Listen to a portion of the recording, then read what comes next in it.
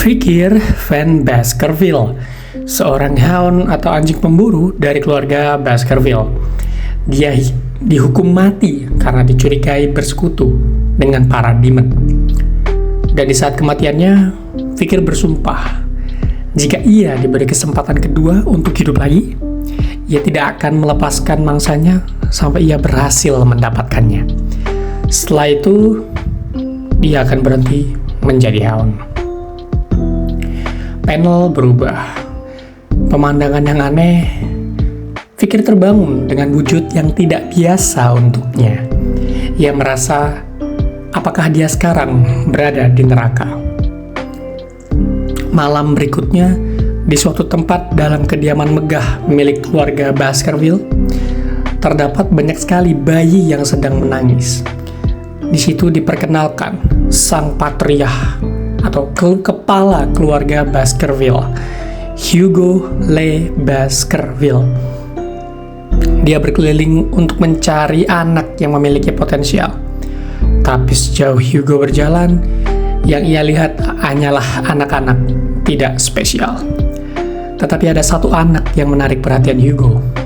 Dan setelah Hugo selesai melihat-lihat, ia langsung menyuruh pelayannya untuk membawa anak-anak itu ke lokasi Cradle of the Swords. Sudut pandang berganti ke Fikir. Fikir melotot ke arah Hugo karena masih memiliki dendam akibat fitnah dan eksekusi yang telah Hugo lakukan pada Fikir.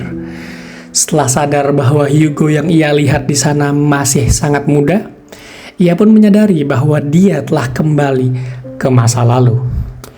Fikir menceritakan tentang masa lalunya. Fikir dulunya hidup sebagai hound atau anjing pemburu. Ia lahir sebagai anak yang tidak sah dan mendapat pelatihan yang tidak memadai semasa kecilnya. Meski begitu, seorang hound harus mendedikasikan diri mereka pada misi-misinya.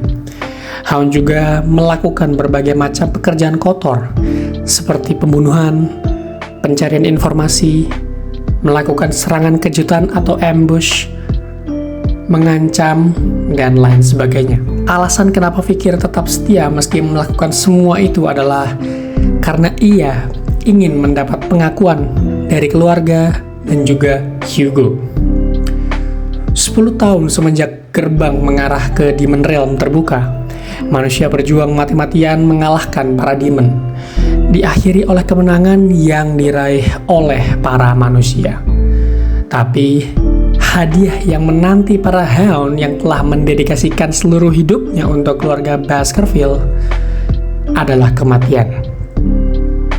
Dan alasan dari semua itu adalah karena hound mengetahui terlalu banyak informasi. Fikir bertekad untuk tidak mengulangi hidupnya menjadi hound lagi. Meski ingin membalas dendam dengan tubuh mungilnya itu, Fikir belum mampu melakukan apa-apa. Tapi kesempatan besar ada di depan mata, tepatnya pada Cradle of the Swords. Dan itu adalah langkah pertama Fikir untuk menjadi lebih kuat. Di sini dijelaskan bahwa Cradle of the Swords adalah ujian di mana setiap bayi di keluarga Baskerville akan diletakkan pada area di mana banyak pedang ditancapkan di sana, membentuk semacam labirin yang memutar. Dan di ujung labirin itu adalah Styx River, gimana ya penyebutannya? Atau River Styx, yang mana airnya bisa memperkuat tubuh bayi menjadi sekuat iron.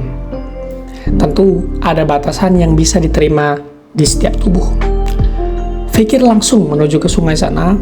Meski tubuhnya penuh luka dan kotoran, ia tetap melangkah maju.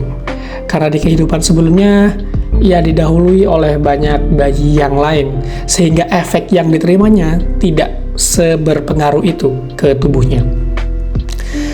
Menjadi yang pertama keluar dari rintangan itu, Fikir langsung masuk ke dalam sungai dan berusaha memonopoli seorang diri.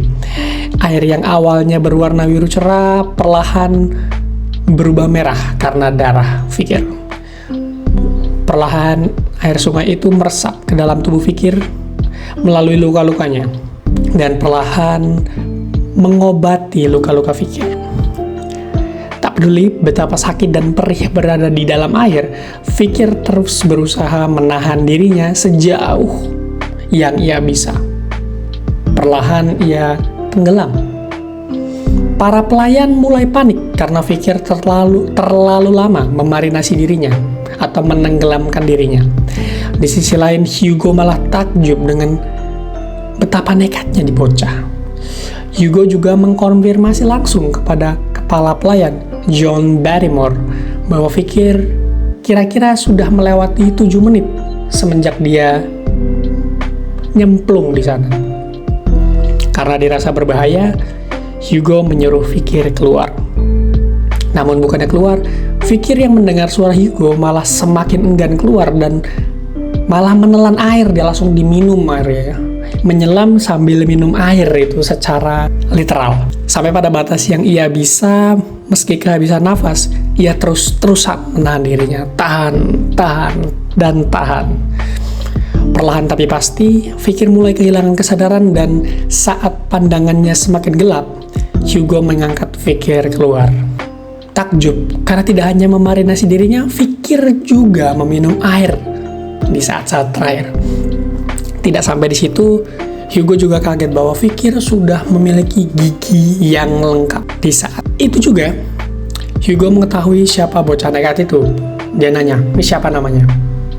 Ya, Fikir Van Baskerville. Hugo tersenyum karena disitulah lahirnya seorang anak yang menurut dia tuh akhirnya ini ada bocah yang serakah nih di keluarga ini. Kira-kira begitu. Dan siapa sangka Fikir ternyata masih memiliki kesadaran. Saat dia kesadarannya mulai menipis, dia masih swearing ya, atau kayak akan membalaskan dendammu nanti gitu kepada Hugo ya. Dan di saat itu terjadi, dia akan menghapuskan seluruh keluarga Baskerville tanpa tersisa. Chapter 1 berakhir.